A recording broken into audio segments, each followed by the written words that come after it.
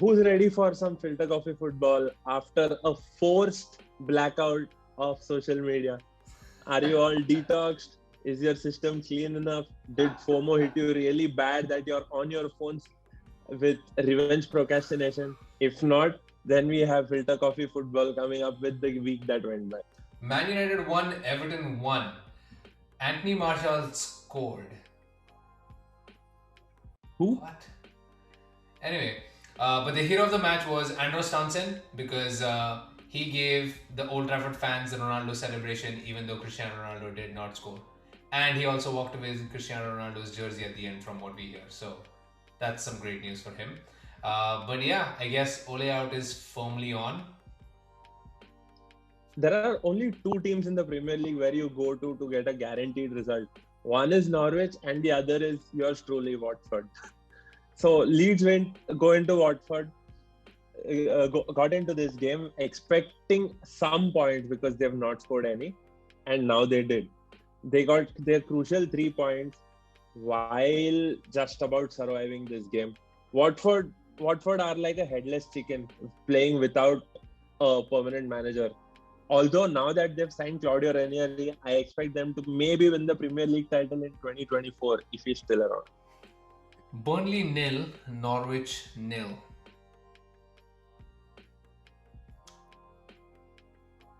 Somehow NBC managed over 10 minutes worth of highlight footage for this match. I mean, hats off to the team that picks these highlight things. City versus Liverpool was 12 minutes. And that match ended 2-2. Probably the best Premier League match. I mean, Burnley versus Norwich was so interesting that I feel like talking about City versus Liverpool. Anyway, at one point we did find out that Burnley confused a chest for an arm. Outside of that, the only other main takeaway was that Aaron Lennon is still playing football. So, yay. Chelsea, Southampton. Southampton came into this game expecting probably 0 points. They eventually did get 0 points, but that wasn't probably the way this game would have ended if James Ward-Prowse didn't get his red card after VAR. And one more interesting thing. Timo Werner was finally allowed to score a goal that was legitimate, that was onside, that was not through any other disastrous mean or method.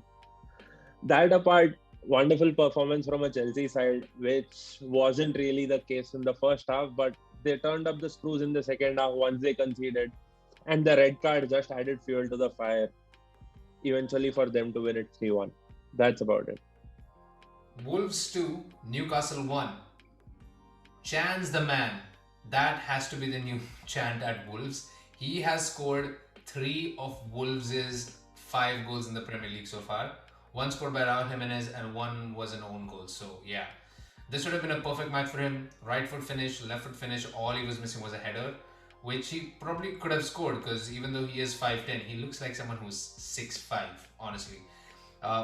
Bad performance for Jose Sardo. I just feel really bad for him because no matter how hard he tries, he just can't seem to keep a clean sheet.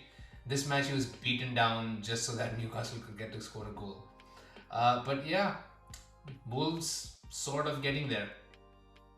So Arsenal went to Brighton and came out somehow with a point because this game was absolutely mental.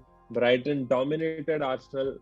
It's something that I never want to say that ever, but yes, they did.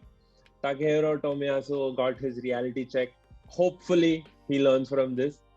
And thank you, David Seaman, for coming to training and help Aaron Ramsdale make that wonderful save. It just makes me feel that I hope Manuel Almunia never comes to visit training. Brentford 2, West Ham 1. So, Thomas Frank, Marcelo Bielsa and Daniel Farka walk into the Premier League. Thomas Frank tells Marcelo Bielsa, hold my beer. Then he turns to Daniel Farka and he says, let me show you how this is done. Crystal Palace 2, Leicester City 2. Crystal Palace showed classic signs of a novice manager in charge wherein they go all out attack but they don't have the lungs in them to defend when they started conceding. And as an antithesis, for all the first half attacking display, they conceded 2 goals because Jamie Vardy scored 1, the other by Iheanacho. They redeemed themselves in the second half by scoring two and holding out for a respectable draw. Tottenham 2, Aston Villa 1. By the end of this match, Heung-min Son was probably wondering, why did I not ask for a move away from Tottenham? Harry Kane definitely learned something from the North London derby. He picked up from Thomas Partey the skill to shoot from literally anywhere on the pitch and not score. 468 minutes, no goals. I mean, you know you're having a bad start to the season when Højbjerg gets his first Premier League goal and you have not. So far, Harry Kane's shot per goals this season is infinity. Manchester City away at Anfield facing a strong Liverpool side. Both teams brought out gladiators on the pitch. Both gladiators brought out their A game, but in the end had to share points because, hey, it's two of the titans that you're talking about and both had the bite in them. Ultimately, they decided a draw is better, share points, have a beer together and go home because that's what the result shows. Mohamed Salah, hats off to you. You're not just an attacking winger, but you're probably one of the best attackers in this planet currently. And what to say about Kevin De Bruyne? He just keeps defying all sorts of logic with the way he plays.